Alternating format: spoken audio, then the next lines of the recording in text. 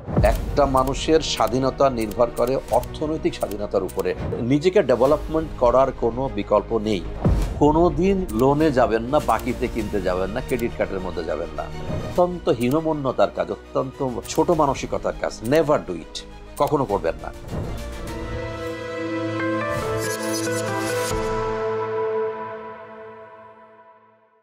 আমরা প্রত্যেকেই সফলতা নিয়ে অনেক স্বপ্ন দেখি, বাট সফলতা আসতে গেলে তার সাথে আরেকটা জিনিস জড়িত, সেটা হচ্ছে অর্থনৈতিক সফলতা। অর্থনৈতিক সফলতা যদি না থাকে তখন কখনোই সেটাকে সফলতা বলা যায় না। বাট আমরা যখন স্টুডেন্ট থাকি বা চাকরি করি, ব্যবসা করি, কখনোই আমাদের কিন্তু ফিনান্সিয়াল প্ল্যানিং বা অর্থনৈতিক কোনো পরিকল্পনা এটা খুব একটা থাকে না। আমি এই বিষয়ে একটু টিপস জানাতে চাচ্ছি। আমরা যে অবস্থায় আছি না কেন, স্কুলে, কলেজে, ইউনিভার্সিটিতে, ব্যবসা ক্ষেত্রে বা আমাদের চাকরি ক্ষেত্রে, যে পজিশনে কম বেশি যে বেতনেই বা যে ইনকামে আমরা চলি না কেন, সেই অবস্থাতেই প্রতিটা মানুষের থাকা দরকার অর্থনৈতিক পরিকল্পনা। কারণ স্বাধীনতা বলতে শুধু ভৌগোলিক স্বাধীনতা বা দেশের স্বাধীনতা না, একটা মানুষের স্বাধীনতা নির্ভর করে তার অর্থনৈতিক স্বাধীনতার উপরে। আই রিপিট দ্য ওয়ার্ড, একটা মানুষের স্বাধীনতা নির্ভর করে অর্থনৈতিক স্বাধীনতার উপরে। কারণ এটা যখন এসে যায় তখন সে অনেক স্বাচ্ছন্দ্যে অনেক কিছু করতে পারে। শুধু অর্থনৈতিক স্বাধীনতা না থাকার জন্য মানুষ এভাবে হাত কচলায়, বিনে হয়, মেরুদণ্ড বাঁকা করে ফেলে। সো টিপসগুলো কি?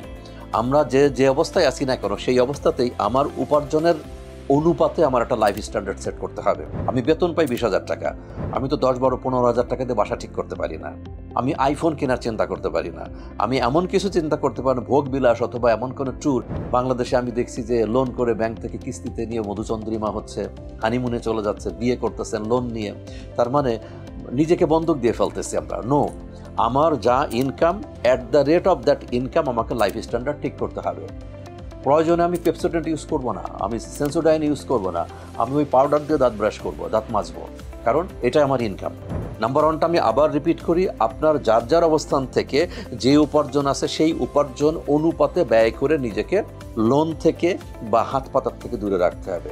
নাম্বার 2, আমার মধ্যে কিন্তু স্বপ্ন আছে যে আমি এটা করব, সেটা করব, ভ্রমণে যাব, এই গিয়ার গ্যাজেট কিনবো, বাড়ি গাড়ি অনেক কিছু করবো। ইয়েস, তার জন্য পরিকল্পনা তো অবশ্যই আছে। বাট শুরু থেকে যদি জীবনের যখন 100 টাকা সেভ করা যায়, সেই 100 টাকা যখন 1,000 টাকা, 10,000 টাকা, সেটা দ্যাট মিনস আমি বলতে যাচ্ছি আমার যা হাতে টাকা আছে, ইনকাম আছে, তার থেকে 15 থেকে 20%, 100 টাকা থাকলে 15 থেকে 20 টাকা, 1,000 টাকা যদি থাকে 150 থেকে 200 টাকা এটা সেভ করতে হবে। এনি হাউ সেভ করতে হবে। যদি এটা না করা হয়, আমি বলে দিচ্ছি আপনার জীবন, আমার জীবন কিন্তু কখনোই অর্থনৈতিকভাবে সচ্ছল হবে না। এভাবে করে আমাকে আগাতে হবে। নাম্বার 3, আমি একটা ইনভেস্ট করবো, সেটা হচ্ছে সেলফ ডেভেলপমেন্ট। যেহেতু আমার স্বপ্ন হচ্ছে ভালো একটা বাসাতে থাকা, ভালো কিছু গিয়ার গ্যাজেট করা, কাপড় চোপড় পরা, ভালো চলাফেরা, লাইফ স্ট্যান্ডার্ডটাকে আর একটা লেভেলে নিয়ে যাওয়া, এটা তো স্বপ্ন আছে, অবশ্যই সেটা করতে হবে। কখন? সেলফ ডেভেলপমেন্ট, নিজেকে ডেভেলপ করতে 2টা ইনভেস্টমেন্ট লাগবে, টাইম অ্যান্ড টাকা। তো টাইম হচ্ছে একটা টাইম বের করে ফেলা, সেই টাইমে আমি নিজের স্কিল ডেভেলপমেন্টের জন্য কাজ করবে। আর একটা হচ্ছে টাকা বলতে যদি বই কেনা হতে পারে, ডাটা কেনা হতে পারে, ওয়াইফাই হতে পারে, কোনো সেমিনারে যাওয়া লাগতে পারে, কোনো ট্রেনিং নেওয়া লাগতে পারে, কোনো মেন্টরের কাছে যাওয়া লাগতে পারে, whatever you feel, time and টাকা। যদি এমন হয় যে আমার টাকা নাই, আমি টাকা ব্যয় করতে পারবো না, ওকে, আমার তো টাইম আছে। সেই টাইমে প্রত্যেকের হাতে এখন স্মার্টফোন আছে এই বর্তমান সময়ে, সুতরাং আপনি অনলাইন থেকে শিখতে পারেন। বাট নিজেকে ডেভেলপমেন্ট করার কোনো বিকল্প নেই। আজকের যে আমি আপনাদের সঙ্গে কথা বলতেছি, এই কথা বলার মতো সময় কিন্তু আমি ব্যয় করতে পারতাম না। আমাকে আজও চাকরি করতে হতো যদি না আল্লাহ রব্বুল আলামিন আমাকে এমন একটা বুদ্ধি না দিতেন বা এরকম কোনো কিছু না থাকতো, যে কারণে আমি চিন্তা করি না। প্লিজ, যতটুকু হয়েছে আলহামদুলিল্লাহ, যে কারণে আমি ভিডিও করছি, ইয়াং জেনারেশনের জন্য কিছু কাজ করতে পারতেছি আমি। বাট এইগুলো করার পিছনে সেই জীবনের একেবারে শুরুর দিকের 100, 200, 500 টাকার সেভিংস থেকে কিন্তু শুরু হয়েছিল।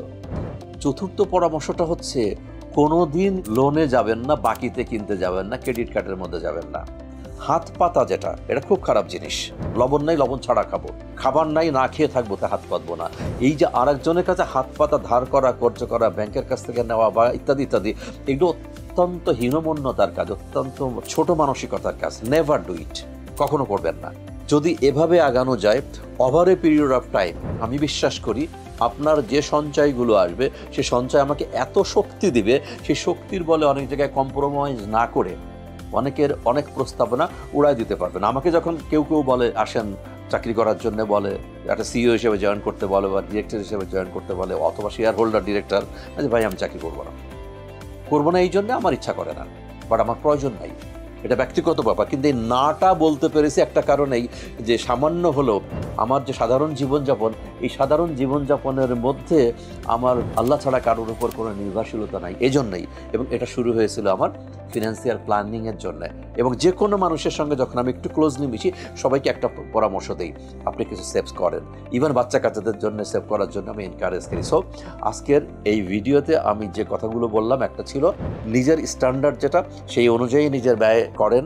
নাম্বার 2 ছিল কখনো ধার কর্জ করবেন না, আপনার সেভিংস করবেন 15 থেকে 20%, যত টাকা ইনকাম করেন 15 থেকে 20%। ইভেন ছাত্র যদি হয়ে থাকেন, বাড়ির থেকে যদি টাকা আসে, ইভেন টিউশনির টাকা থাকে, সেই টাকার থেকেও আপনি সামান্য টাকা হলো আপনি অবশ্যই সেভ করবেন। আর কোনোদিন যেন কেউ না জানে এই জিনিসটা, কখনো কেউ না জানবে, এটা হচ্ছে আমার অনুরোধ। আর সেলফ ডেভেলপমেন্টের জন্য ইনভেস্ট করবেন টাইম অ্যান্ড টাকা না হলেও টাইম ইনভেস্ট করবেন। ফাইনালি হচ্ছে কখনো ধার কর্জ, লোন অথবা ইসে যাবেন না, ক্রেডিট কার্ডে যাবেন না। আর এই ব্যক্তিগত পরিকল্পনাটা পৃথিবীর কারোর সঙ্গে শেয়ার করবেন না, একমাত্র আল্লাহ ছাড়া। আমি কখনো করি নাই, করবেন না, কারণ এগুলো আপনার একান্ত নিজের জিনিস। Thank you very much.